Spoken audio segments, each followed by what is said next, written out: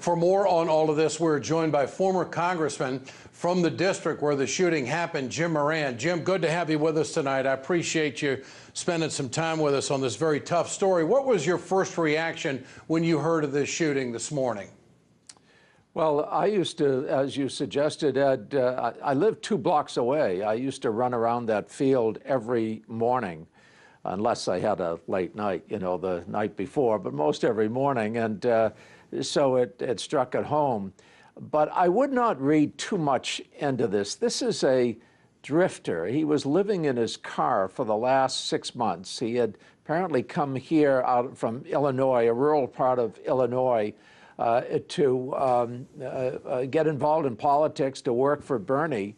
And for some reason, he snapped. I mean, you could get some lesson that he should not have such easy access to high-powered firearms. But other than that, he was not typical, certainly not of the neighborhood. It's a very peaceful residential neighborhood, and in fact, the whole neighborhood is gathering tonight. My secretary is the leader of that neighborhood. She runs the farmers market and so on. They're leading this march down the main street to show the unity among the neighborhood, but no one in that neighborhood ever would have thought of using a firearm against somebody else. This is obviously very unfortunate, but I'm not sure there's a lot of lessons we can learn from it.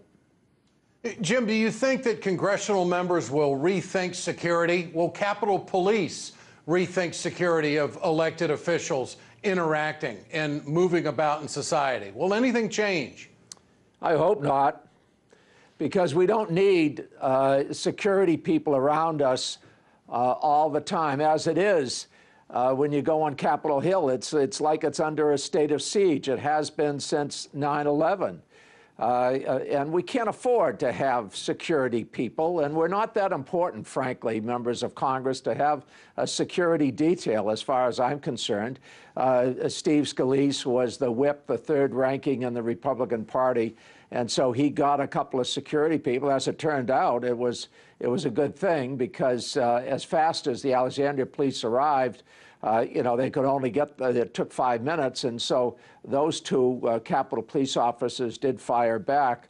But, our whole country, as far as I'm concerned, I know it's a minority opinion, we've got too much security. Sometimes, you just have to deal with things as they are, and this guy was not typical of any part of our population. You're always going to have some people who, are simply, maladjusted and acted bizarre ways. Jim, do you think this will change the gun debate at all in Washington? Absolutely not. Ed, there was going to be a vote today. They didn't have votes because of this, but there was going to be a vote, compliments of Donald Trump Jr., who likes to go shoot big game animals, the more endangered, the better, in Africa. And he wanted a bill to be able to put silencers on assault weapons, basically, weapons that you would shoot big game with. And it was called something like protect the ears of Second Amendment users, or some kind of silly title. But it was basically put silencers. If you had had a silencer on there, I think you would have had more damage. I think that's a crazy thing to do, and yet the Congress was prepared to pass it, and they would have passed it today. And I suspect they're going to pass it at some point this week or next week, despite the shooting today.